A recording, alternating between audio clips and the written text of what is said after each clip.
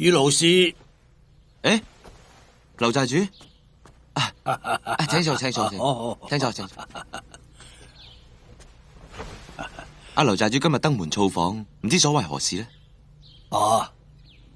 老夫今日嚟，主要就想同于老師商量一下小女情誼嘅終身大事。商量一下劉姑娘嘅終身大事。再係已經有家室嘅，仲點可以同劉姑娘佢？于老師，你喺度講乜嘢啊？冇咩啊！劉寨主即管吩咐，在下粉身碎骨，在所不辭。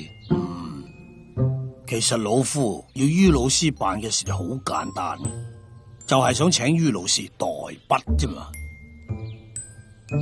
你要我下聘書啊？聘書？咩聘書啊？你要我向劉姑娘下聘書係嘛？于老師，我諗你真係有啲誤會啦。我今次嚟呢，主要就仰仗于老師嘅文采，幫老夫執筆書寫比武招親嘅告示。比武招親？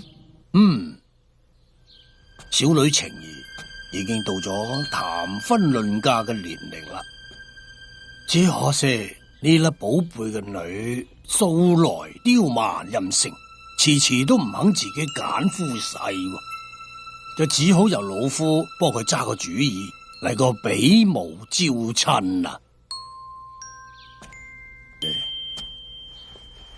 于老師，係，你冇事啊嘛？我冇事。我睇于老師面色唔多好，使唔使老夫幫你把把脈噶嘛？唔使麻煩你啦，我冇事，我冇病。你真係冇事啊？係，真係冇事。咁比武招親嘅告示，放心啦，我聽日寫好咗就送去俾你啊。咁就有勞于老師費心啦。老夫先告辭，書唔送啦，好聲啊。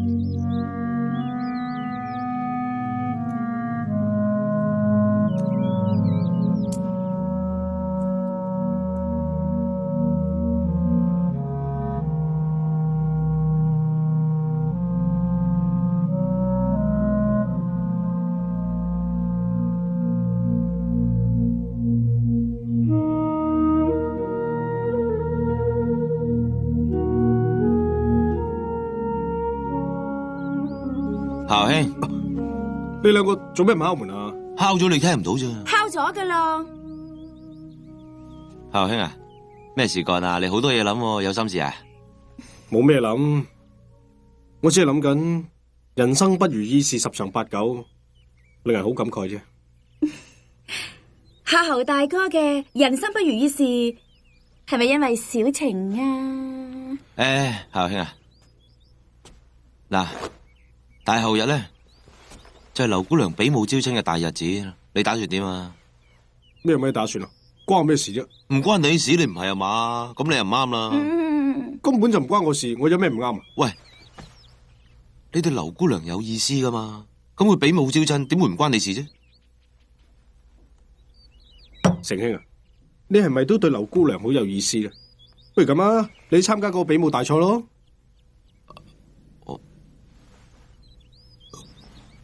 我係對佢有意思喎。嗱，不過咁，我純粹咧只係欣賞，絕無非分之想嘅。係啊！再講啊，我同個師兄咧而家仲係夫妻嘅名義嗬，咁就無謂上台同你爭風呷醋啦嘛。唔怕老實講啊，我師兄啲武功又唔叻喎，只係2、3招就俾人打到碌落台啦，咁唔係幾好嘅。師兄可？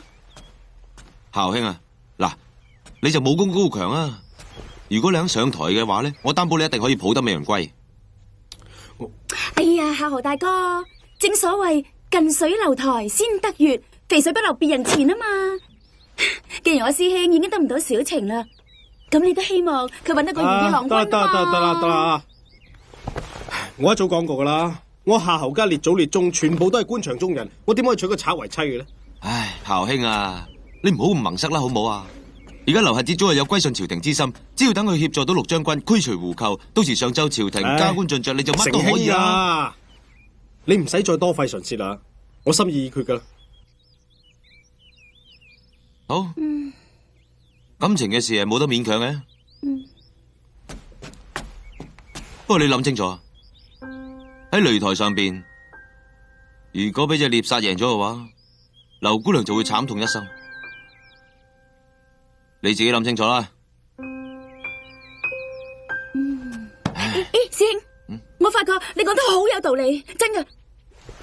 嗱，夏華大哥，你要好好咁樣諗下，你又點可以忍心睇住小晴呢朵鮮花插咗一堆牛糞上邊嘅咧？吓，你於心何忍？你覺得我講得啱唔啱啦？啊？你先走咗啦。吓？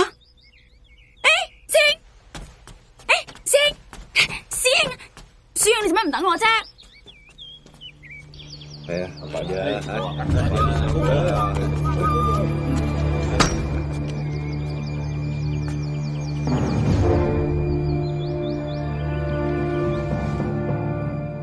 你哋係想去潼關寨嘅？係又點啊？關你呢個蘇娘子屁事啊！我勸你哋都係打消呢個念頭啦。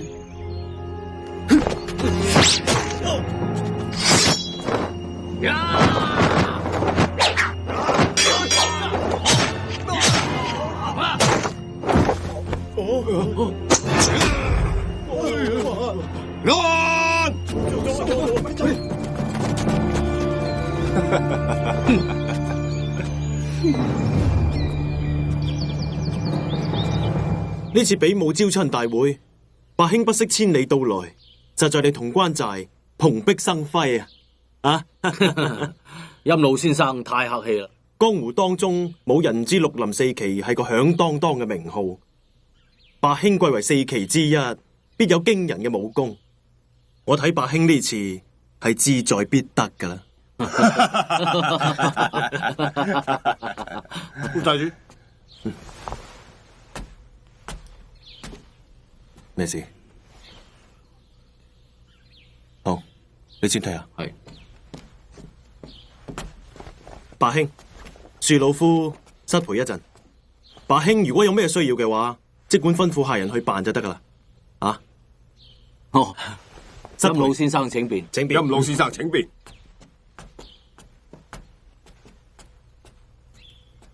二弟，呢嘅武功練成點啊？大哥，你放心啦，我早已經將你哋傳授嘅絕技融會貫通，除非劉瞎子佢親自下場，否則冇咁容易打輸嘅。好，呢次嘅比武招親大會，二弟冇必要有穩勝嘅把握。一旦將劉瞎子嘅二女娶為妻，九王爺嘅大計就指日可待啦。冇錯，大哥講得啱啊！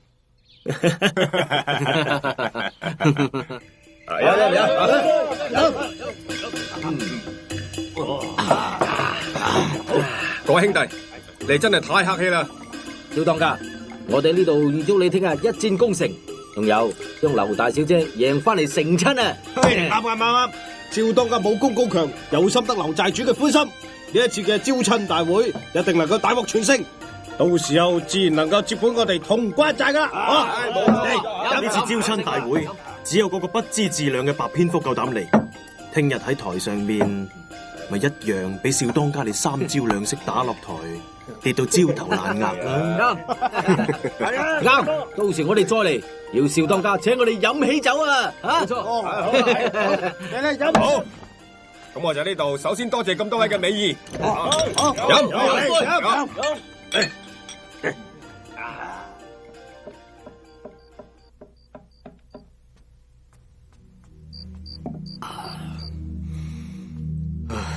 客官啊，已經好夜噶啦，我哋要打烊啊！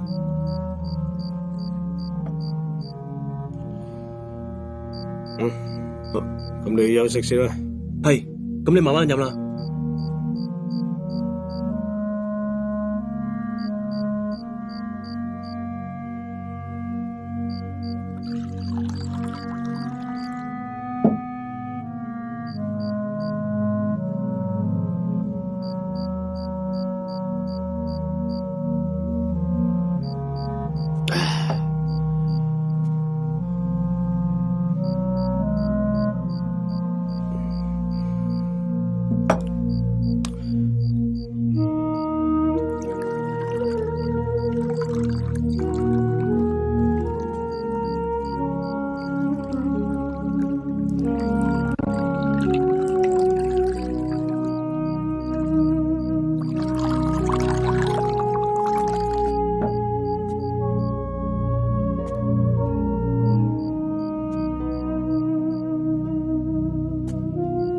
估唔到你一個人匿埋喺度飲悶酒，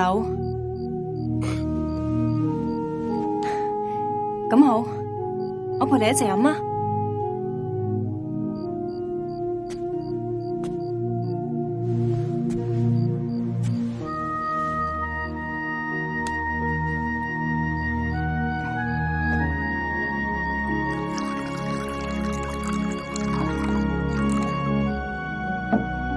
嚟。劉姑娘，酒飲得多傷身。做咩，侯大哥？睇你有啲唔開心咁樣喎。冇。仲話冇？咁你做咩一個人喺度飲悶酒啊？係咪因為比武招親嘅事啊？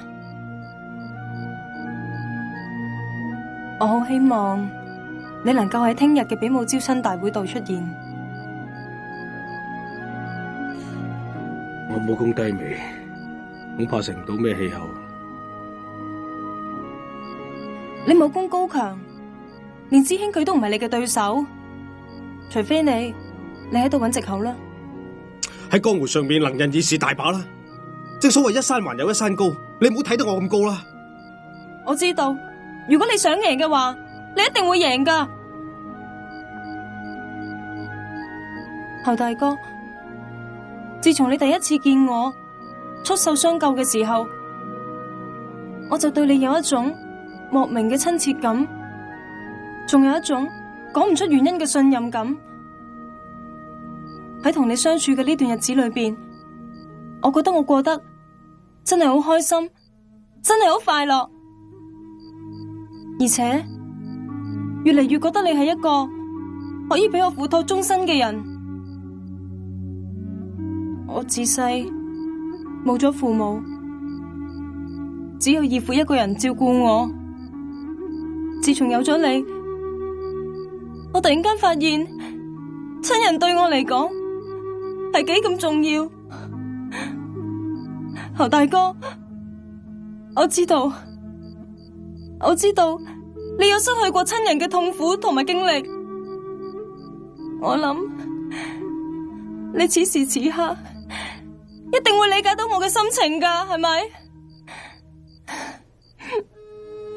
侯大哥，我真係希望聽日嘅比武大會你一定會嚟，真㗎，我真心希望你會嚟啊！你一定會嚟㗎，係咪？你唔會令我失望㗎，啱唔啱啊，侯大哥？我相信你，我相信你一定會嚟㗎，你唔會令我失望㗎，係咪啊？你講我聽，你講我聽啦。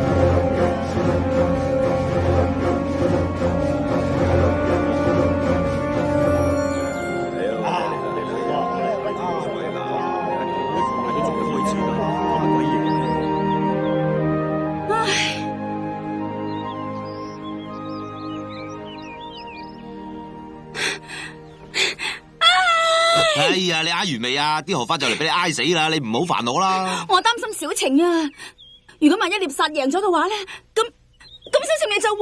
喂，唔知咩？咁要佢肯去比武先得噶。如果獵殺隻龜蛋真係取咗佢嘅話咧，我同夏侯搏命。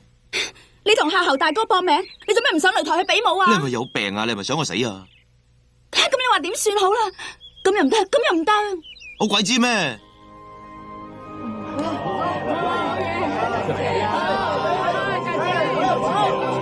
各位，今日係老夫為乾女兒留情，舉行比武招親嘅大好日子。只要邊位英雄勝出嘅，就可以取得我家嘅野丫頭。老夫只有一個要求，就係要我嘅乾女婿要善待我嘅情誼，要容忍呢個野丫頭不識女紅、不善下廚嘅缺點，仲有就係性急嘅臭脾氣啊！有邊位英雄若果能夠做到我劉瞎子嘅東床快婿，老夫自當有所回報，即係會同我乾女兒一齊繼承潼關寨嘅一切。當然仲要包括埋老夫呢一身唔見得人嘅操戰功夫。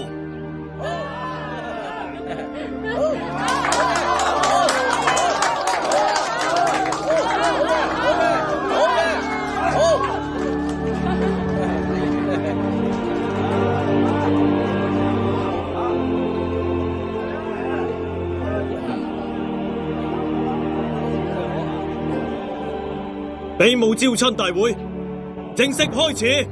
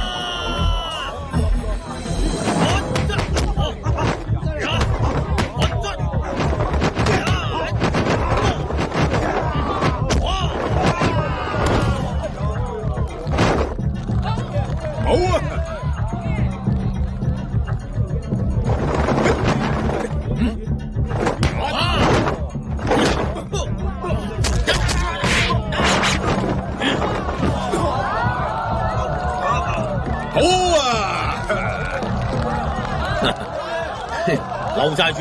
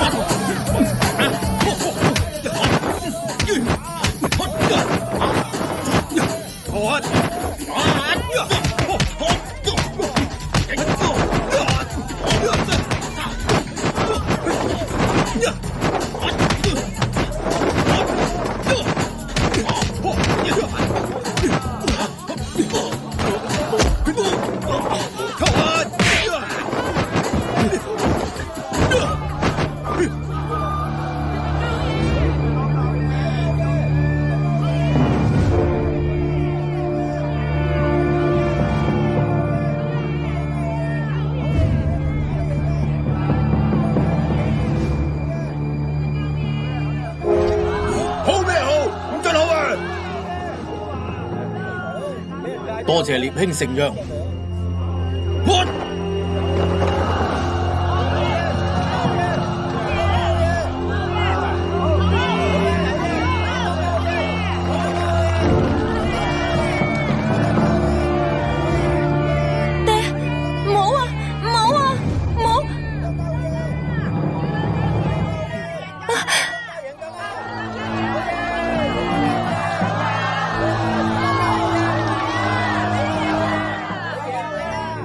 仲有冇人敢上台一試啊？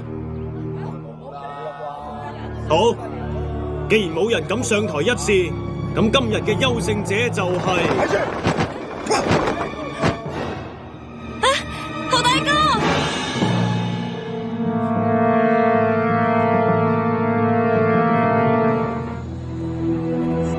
列平，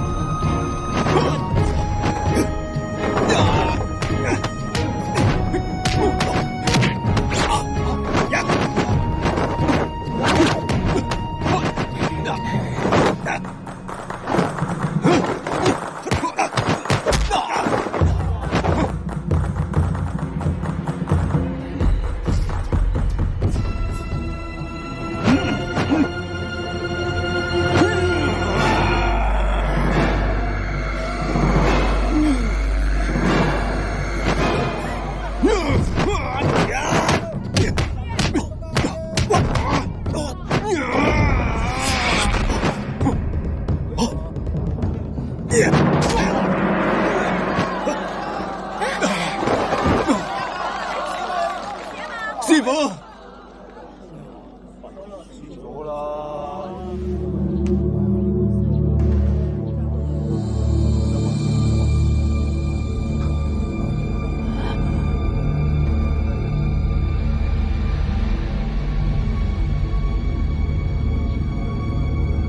仲有冇人上台比試啊？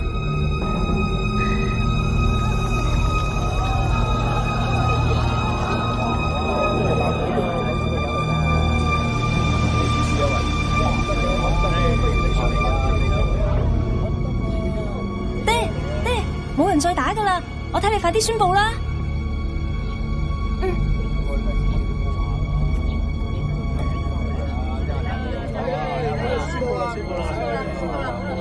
而家我宣布，比武招親嘅勝出者就係侯三。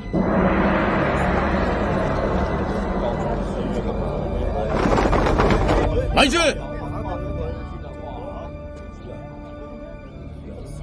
白小弟，頭先你唔係已經認輸嘅咩？仲想點啊？劉老前輩，恕晚輩斗膽，佢根本就唔係乜嘢侯三。而係當今京城嘅總捕頭夏侯雄。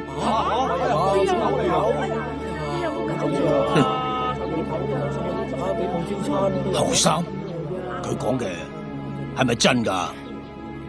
晚輩另有苦衷，還望劉前輩見諒。爹，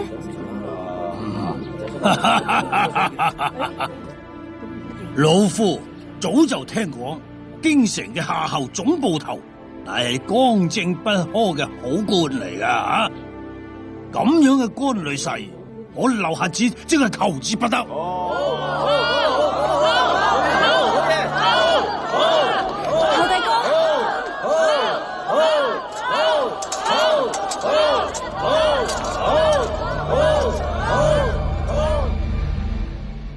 照咁講，你夏侯老弟混入我潼關寨，又為咗調查老夫，會唔會係貪污集團嘅幕後黑手，同殺害親王爺嘅元兇係咪啊？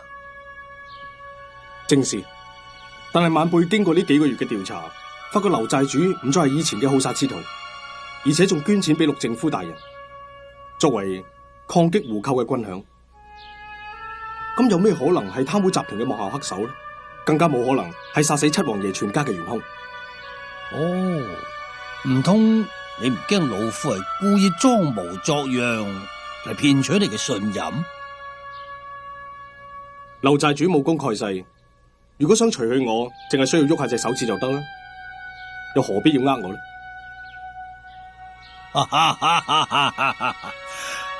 我早已經聽到江湖上嘅閒言閒語，指老夫係殺害七王爺嘅元兇。係清者自清，老夫自懶得理鬼佢哋。而家既然我嘅東床快婿主管呢件案，咁老夫就非管不可咯。以後你有咩用得着老夫嘅地方就即管講，我一定全力支持你。多謝劉寨主。啊？哼！你仲叫我劉寨主？你應該同晴兒一樣，叫我阿爹至係。劉寨主，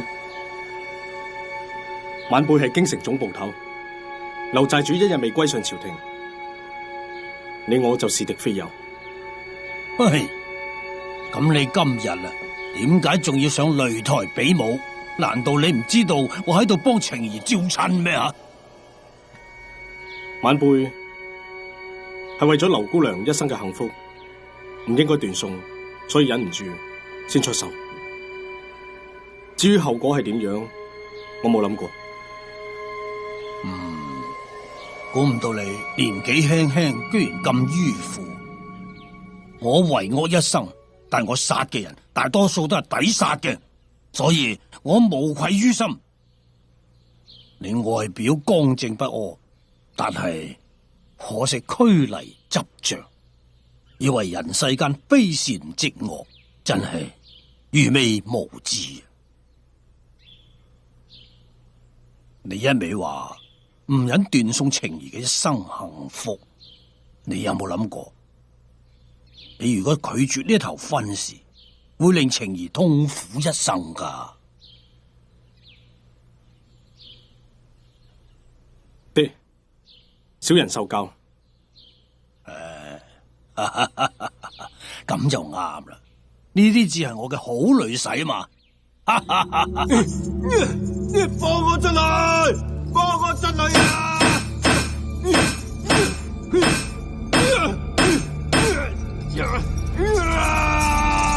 放我出嚟！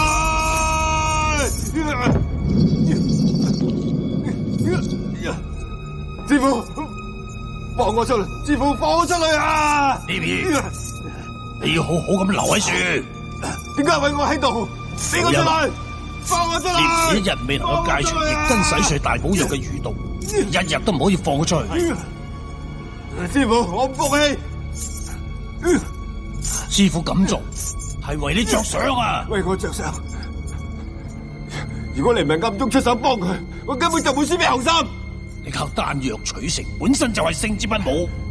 師傅，你唔係靠住藥丹先至能夠成為天下無敵咩？點解唔俾我食啊？趙當家，唔准對寨主無禮。聶兒，你都曾經親眼見到呢種丹藥嘅毒性，連師傅都控制唔到。你而家中毒未深，藥性尚未侵蝕你嘅筋骨，唔似得師傅咁，而家想戒都戒唔到啊！你仲有大好嘅前程噶。我唔能夠成為天下第一，又冇埋師妹，我仲有咩大好前程啊？你偏愛侯三，你正一盲鬼嚟嘅，有眼無珠，你係不折不扣嘅劉核子，劉核子。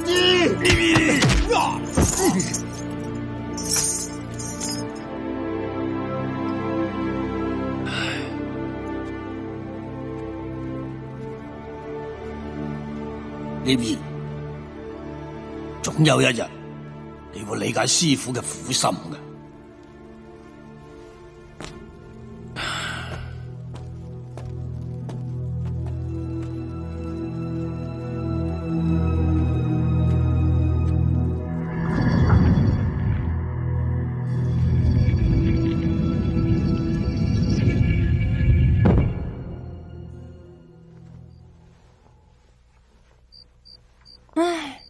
劉晴啊，劉晴，侯大哥唔係按照你嘅意思贏咗比武招親嘅咩？你點解仲係咁唔開心噶？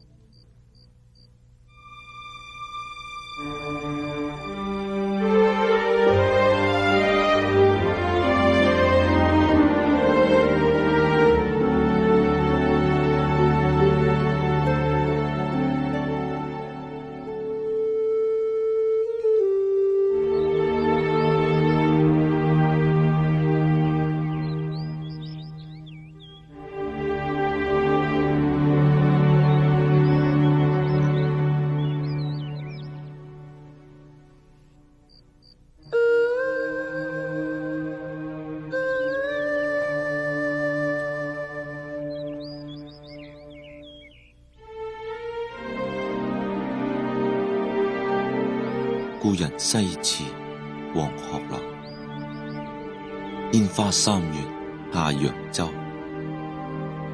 孤帆遠影碧空盡，唯見長江天際流。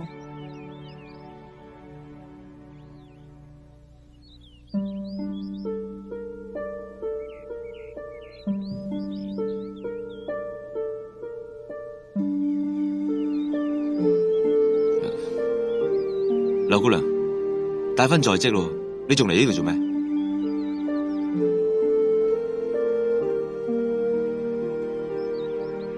于老師，其實我覺得同你一齊上堂嗰段日子係最開心嘅日子，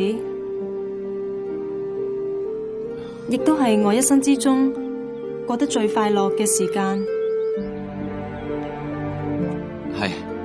係懷緬同我鬥嘴嘅日子啊嘛。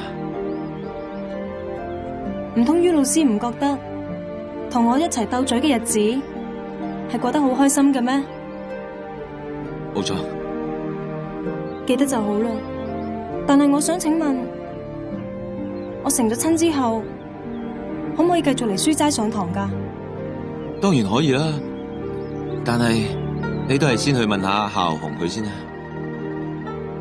夏侯大哥同你向來都好投契㗎，佢都希望自己會有一個文武雙全嘅妻子，佢又點會反對喎？咁又係，多謝你。唔使係。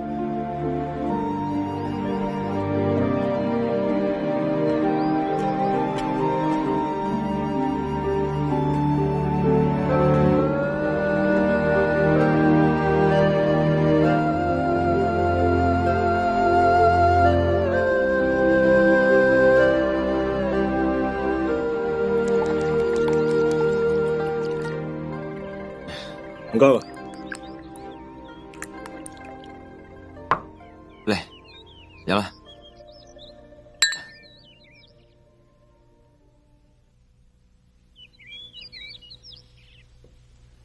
好冇飲啊？咁就好啊。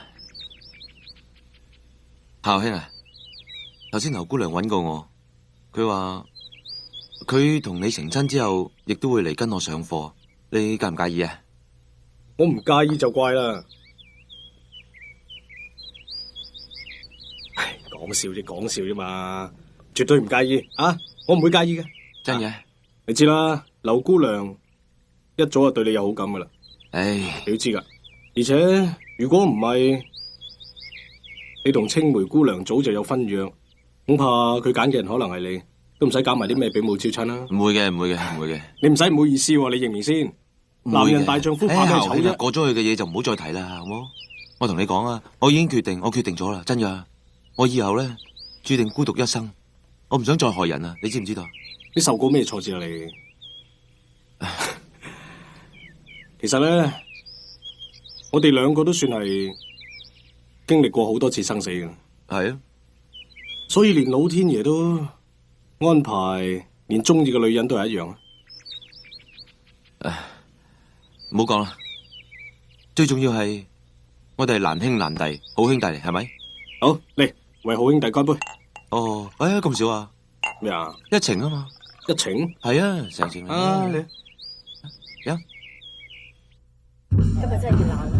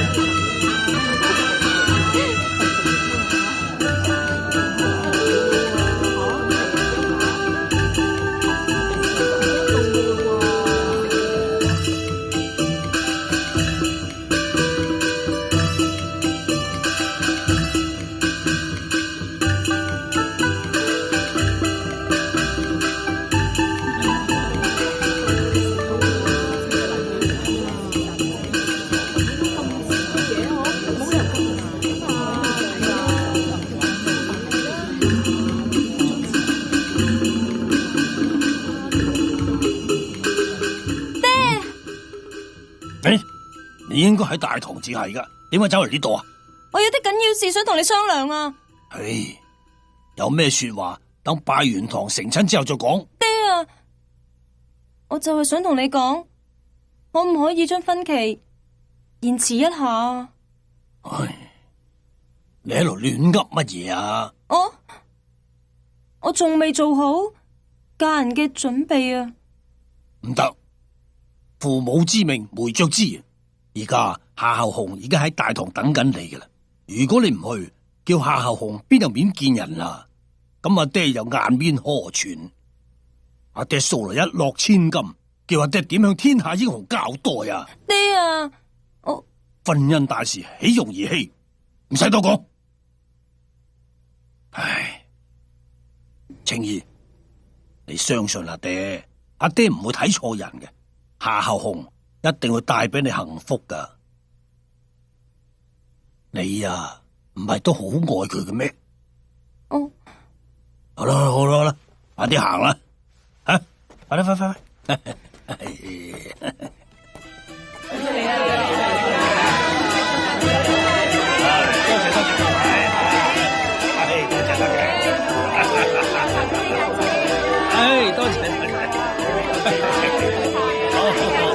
多謝各位。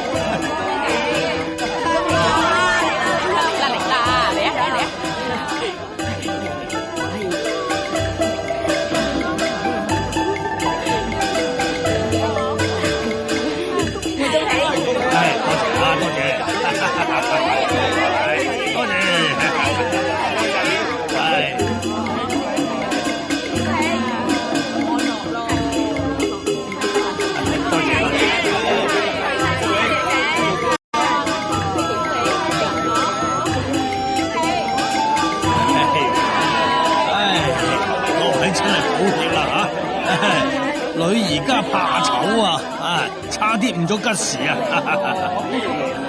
青兒啊，做咩仲唔過去啊？過去嘅，過去啦，過去啦，過去啦，係啦。